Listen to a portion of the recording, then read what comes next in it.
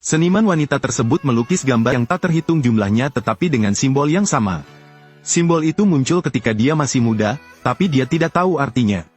Ketika para arkeolog menemukan di atas lempengan batu berusia ribuan tahun, memiliki ikon yang identik, asal-usul Atiye dan misteri simbol baru tersebut terungkap. Atiye sedang mencoba pakaian ketika dia melihat seorang wanita tua sedang menatapnya. Dia pikir itu hanya seorang tunawisma. Namun sore harinya, perempuan tua itu memasuki ruang pameran yang penuh dengan orang kaya. Intuisi memberitahu Atiye bahwa wanita tua itu sedang mencarinya. Namun wanita tua itu telah menghilang. Dalam sekejap mata, wanita tua itu menghilang. Di gua arkeologi ribuan mil jauhnya, para arkeolog menemukan simbol yang berumur ribuan tahun. Itu adalah simbol yang digambar Atiye sejak kecil. Berita telah diposting. Atiye mengemasi barang bawaannya dan pergi ke situs arkeologi sendirian. Masalah ini sudah lama mengganggunya. Dia harus menjelaskan mengapa dia bisa mengetahui simbol itu sejak usia muda. Ketika dia berada beberapa kilometer jauhnya dari situs arkeologi, seorang gadis kecil menghalangi jalannya. Gadis itu menggunakan tongkat, memakai syal, dan ada ukiran bintang di keningnya. Atiye bertanya padanya apakah dia baik-baik saja tapi dia tidak menjawab. Hanya menatap Atiye. Gadis itu bergegas masuk ke dalam mobil dan berteriak beberapa kali. Atiye harus mengikuti instruksi gadis itu dan membawanya ke tempat tujuannya. Sesampainya di sana, dia langsung melompat keluar dari mobil. Atiye menemukan bahwa tujuan semua orang adalah tempat yang sama. Dia segera memasuki lokasi arkeologi. Merupakan peninggalan purbakala yang ditemukan pada tahun 1994, sejauh ini baru sebagian kecil yang berhasil digali. Atiye melihat sekeliling dan berjalan berkeliling, dia merasakan perasaan yang aneh sekaligus familiar. Rasanya seperti kembali ke rumah tua di masa lalu. Atiye menemukan penanggung jawab tim arkeologi, Erhan, dan ceritakan padanya kisahku. Semoga Erhan bisa membawanya untuk melihatnya sendiri. Erhan tidak terlalu peduli, saya pikir itu hanya semacam kesadaran kolektif. Selain itu, tembok yang diukir simbol tersebut milik area yang belum dipublikasikan. Orang luar tidak diperbolehkan berada di sana. Atiye harus mencari cara lain. Malam itu ketika sedang tidur, dia terbangun oleh ketukan keras di pintu. Membuka pintu, dia melihat gadis kecil itu lagi, dia ingin membawanya ke suatu tempat. Tapi sudah terlambat, dia tidak mau keluar. Saat tangan gadis kecil itu menyentuh perutnya, Atiye tiba-tiba berhenti, keduanya tampak berkomunikasi. Atiye dengan cepat mengangguk setuju. Mereka kembali ke situs arkeologi, gadis kecil membawanya ke area yang belum digali. Gadis kecil itu menariknya ke dalam gua, dengan bebatuan ungu bercahaya. Tiba-tiba gadis kecil itu berlari ke dalam kegelapan, Atiye berdiri diam. Saat ini, staf juga menemukannya. Siapa di bawah sana? Atiye. Erhan menariknya keluar. Atiye menjelaskan bahwa seorang gadis kecil dengan bintang di dahinya membawanya ke sini. Gadis itu masih berdiri di samping batu ungu. Tapi Erhan dan mereka tidak melihat batu ungu, juga tidak melihat gadis kecil. Erhan menganggap moral Atiye bermasalah. Keesokan harinya, ketika mereka memecahkan lapisan lilin lebah yang menutup gua, Erhan melihat apa yang dikatakan Atiye ada benarnya. Di dalam gua terdapat bebatuan berwarna ungu. Di atas tumpukan batu tersebut juga terdapat gambar berukuran besar dan gambar tersebut berbentuk gadis kecil.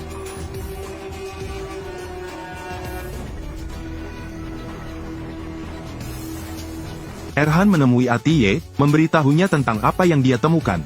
Dia mengatakan itu adalah seseorang dari ratusan atau ribuan tahun yang lalu. Kemudian bertanya padanya mengapa dia bisa melihat semuanya. Atiye, siapa kamu? Erhan berharap bisa membantu penyelidikannya, tapi dia bersiap untuk menikah. Berpikir bahwa masalahnya akan terselesaikan setelah pernikahan.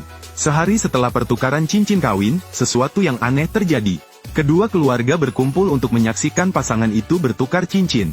Namun wanita tua itu tiba-tiba muncul di tengah kerumunan. Atiye mengira itu hanya halusinasi. Setelah mendapatkan kembali ketenangannya, dia mencoba tersenyum dan melanjutkan upacara. Namun terjadilah pemandangan yang mengerikan.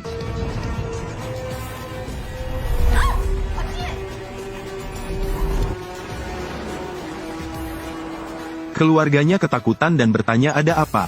Dia menjelaskan bahwa dia telah melihat burung langka. Karena saya sangat bersemangat, saya tidak bisa mengendalikannya. Dalam perjalanan pulang, Atiye melihat gadis kecil di pinggir jalan. Namun hanya dalam sekejap, gadis itu telah hilang. Intuisinya memberitahunya bahwa dia tidak bisa menunda lebih lama lagi. Dia pergi ke tempat diadakannya seminar arkeologi yang dibicarakan Erhan. Erhan bertanya kepada siswa apakah mereka dapat menebak arti dari simbol tersebut.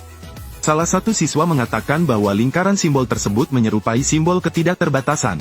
Erhan berharap mendengar beberapa ide kreatif. Dia bertanya pada Atiye, tiba-tiba Atiye merasa bingung. Namun dia tetap mengungkapkan perasaannya terhadap simbol sejak usia muda. Sepertinya ada pengetahuan yang tersembunyi, pengetahuan yang melampaui apa yang kita ketahui. Ini seperti mimpi, Anda bisa berada di dalamnya atau berada di luar. Usai seminar, Erhan membawanya ke kantor seorang profesor tua, dan menceritakan pada profesor tentang Atiye yang bertemu dengan gadis aneh itu. Gadis itu berbicara. Apa yang gadis itu katakan? Seperti Tujida. Siapa kamu? Apa maksudmu? Itu bahasa Kurdi, artinya siapa kamu? Profesor itu mengatakan ada hubungan antara karakter kuno dan gadis itu. Tapi dia tidak tahu persis apa itu, jadi dia hanya bisa meneliti lebih jauh. Saat makan malam, profesor berkata dia ingin memberikan hadiah kepada Erhan. Itu adalah buku catatan yang ditinggalkan ayah Erhan. Tahun itu, ayah Erhanlah yang menemukan relik tersebut. Ayahnya meninggal dalam kecelakaan mobil ketika dia berumur 7 tahun, dan buku catatannya disimpan oleh profesornya. Sekarang dia merasa harus mengembalikannya pada Erhan. Karena di dalam buku catatan itu terdapat gambar gadis kecil itu. Erhan terkejut, tidak ada seorang pun yang pergi ke sana selama ribuan tahun. Tapi bagaimana ayahnya melihatnya? Profesor hanya menjawab bahwa setiap rahasia menunggu untuk diungkap, sekaranglah saatnya. Atiye dan keluarganya berkumpul di hotel untuk membicarakan pernikahan tersebut. Tapi dia mendengar suara berderit aneh dari kayu. Dia merasa tidak nyaman, mengetahui dia mendengar halusinasi lagi. Dia pergi ke kamar mandi dan mencuci wajahnya untuk menenangkan diri, tapi itu tidak membantu. Deritnya menjadi semakin keras. Samar-samar Atiye menyadari suara itu berasal dari kamar sebelah. Karena penasaran, dia membuka pintu dan di dalamnya ada peti mati. Dia mendekat dan mendengar suara yang datang dari peti mati. Atiye membuka tutup peti mati. Luar biasa, di dalam dirinya ada dirinya sendiri. Melihat dia akan merangkak keluar, dia panik. Keluarganya juga ketakutan dan berlari. Yang aneh adalah ketika semua orang tiba, peti mati itu telah menghilang. Atiye panik dan tidak tahu bagaimana menjelaskannya. Segera setelah itu, dia merasa sesak napas dan pingsan. Erhan sedang mempelajari buku catatan ayahnya. Beberapa halaman telah dirobek, dan 2 halaman dibiarkan kosong. Erhan tidak mengerti kenapa ayahnya membiarkan bagian tengahnya kosong. Baru setelah lampu padam di malam hari dia menemukannya. Bagian kosong notebook memiliki bahan bercahaya, hanya terlihat dalam gelap. Di dalamnya disebutkan nama Atiye. Dan wanita tak dikenal lainnya bernama Chansu. Atiye terbangun di ranjang rumah sakit, kata tunangannya itu gejala epilepsi. Dia menduga itu adalah komplikasi dari penyakit mental.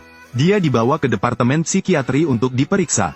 Kata dokter, ini mungkin gejala skizofrenia. Namun, penyakit ini sangat bersifat keturunan. Atiye tidak percaya dengan perkataan dokter tersebut, ia merobek kertas pemeriksaan tersebut dan membuangnya ke tempat sampah. Mulutnya tetap mengatakan bahwa keluarganya tidak memiliki kondisi tersebut. Namun sang ayah sepertinya ingin berbicara lalu berhenti. Dia baru menyadari bahwa seseorang mengidap penyakit tersebut. Ketika Erhan tiba, dia menunjukkan padanya bagian yang disorot di buku catatan. Dia mengatakan namanya muncul di buku catatan ayahnya. Dia telah mempelajari reruntuhan itu lebih lama dariku. Oleh karena itu, ia memiliki hubungan yang sangat mendalam dan istimewa dengan monumen tersebut. Apakah kamu yakin ini aku, Atiye ini? Siapa tahu, mungkin orang lain dengan nama yang sama? Erhan bertanya apakah itu seseorang bernama Chansu, menanyakan apakah dia pernah mendengar nama itu sebelumnya. Atiye khawatir dengan penyakitnya sehingga dia tidak ingin berbicara dengan Erhan lagi. Erhan pun harus pergi sementara. Saat dia pergi, tunangannya memperingatkan Erhan agar tidak mengganggu Atiye lagi. Pada titik ini adegan berpindah ke rumah ayah tunangannya. Saya hanya melihatnya memproyeksikan layar dari tablet ke TV, gambar yang ditampilkan adalah pemandangan arkeologi dengan gambar seorang gadis kecil. Kerja bagus. Padahal, tepat di awal cerita ada sebuah adegan. Ayah sang tunangan mengingatkan putranya untuk tetap berpegang pada Atiye.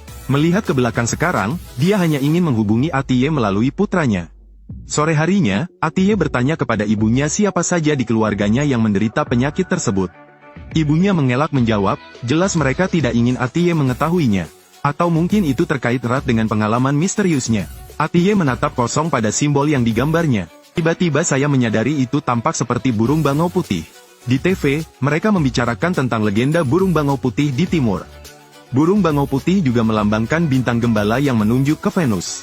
Venus dalam bahasa kunonya disebut Chansu, kebetulan orang yang ditanyakan Erhan. Tie teringat bahwa dalam dokumen profesornya, dia melihat nama ini. Dia segera melaporkan hal ini kepada Erhan. Erhan segera menyelinap ke dalam ruangan profesor dan menemukan dokumen itu. Di dalam dokumen itu ada foto wanita tua yang dilihat Tie dalam halusinasinya. Erhan segera mengirimkan foto itu. Ya, itu dia. Apa itu dia? Di mana kamu menemukannya? Bisakah kamu datang ke sini? Aku akan mengirimkan lokasinya padamu. Pertama, beritahu aku di mana kamu menemukannya. Aku akan bicara nanti, aku di sekolah. Pria berbaju hitam itu mencuri buku catatan Erhan. Tie melihat Erhan terdiam dan segera berangkat ke sekolah. Erhan terbangun dalam keadaan koma dan menyadari bahwa dokumen-dokumen itu telah diambil. Namun foto itu ia sembunyikan di sakunya, di balik foto itu terdapat alamat wanita tua itu. Adegan berpindah ke daerah miskin.